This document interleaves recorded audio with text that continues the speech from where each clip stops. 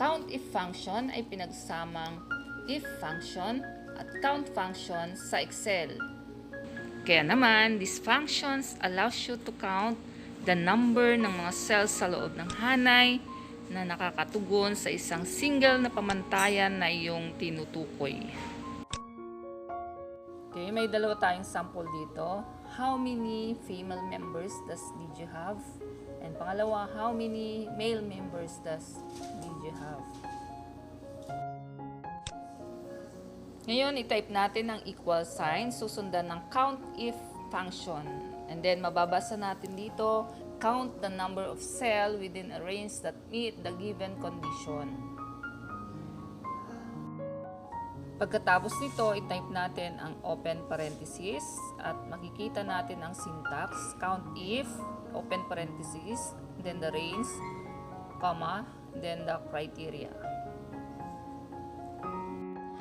Ang range argument ng cell ay naglalaman ng cell reference ng isa o higit pang mga cell na isinasama sa bilang, katulad ng D7 to D16. Susundan siya ng comma at ng ating criteria. Ang criteria natin ay naglalaman ng text string which is F. Ibig sabihin nito yung female na siyang nagsisilbing batayan ng cell na bibilangin. Then, i-type ang close parenthesis. Ayan, 7 po ang naging output natin. Next tayo. So, type equal sign, COUNTIF function, followed by open parenthesis. Then, select D7 to D16, comma.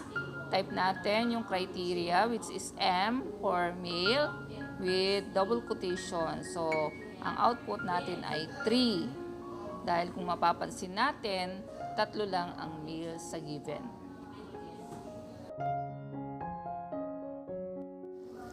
SUMIF function. Maaari natin gamitin ang SUMIF function upang i-compute ang mga values sa isang hanay na tumutugon sa isang pamantayang ating tinutukoy. May isang tanong dito. How much is the total allowance of all male members? Okay, gamit ang sum function, type natin ang equal sign, SUMIF function. And then, mababasa natin dito, adds the cell specified by given condition or criteria. Ibig sabihin, ina-add nito ang mga cell na tinutukoy ayon sa kondisyon o pamantayan. After nating ma-type ang open parenthesis, muli nating makikita ang syntax. Dito ang SUMIF, range, criteria, and then the sum range.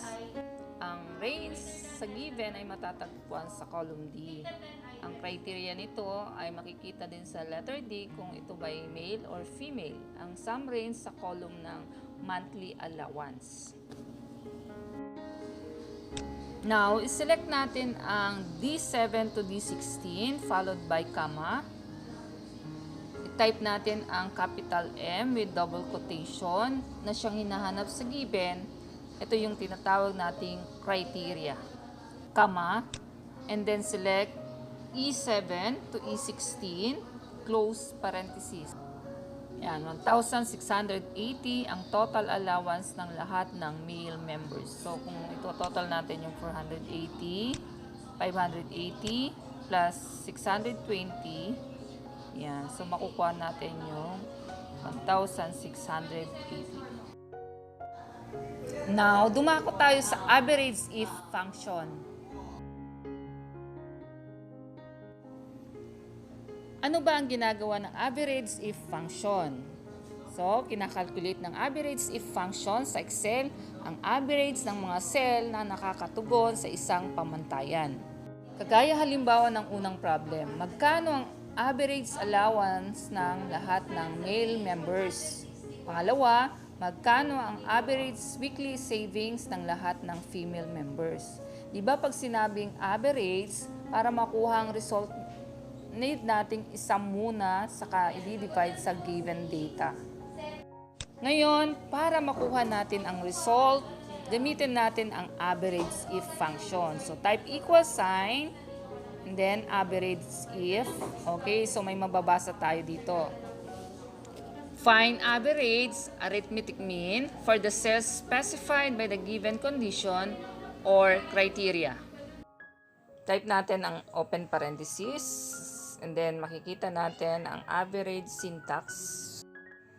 Muli ang range natin nasa D column.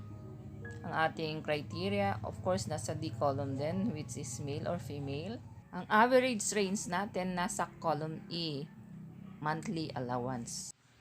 Ngayon, iselect natin ang range from D6 to D15, followed by comma, and then, ang criteria natin ay M for male with double quotation, comma. Susundan siya ng average range na makikita natin sa column ng monthly allowance from E6 to E15. Close parenthesis, and then enter. Yan. So, ang magiging output nito o return value ay 560. What if kung average allowance naman ng mga female ang hanapin natin? So, ang mangyayari dyan, papalitan nyo lang ng F yung M para sa female. So, ang kalalabasan ay 712.86.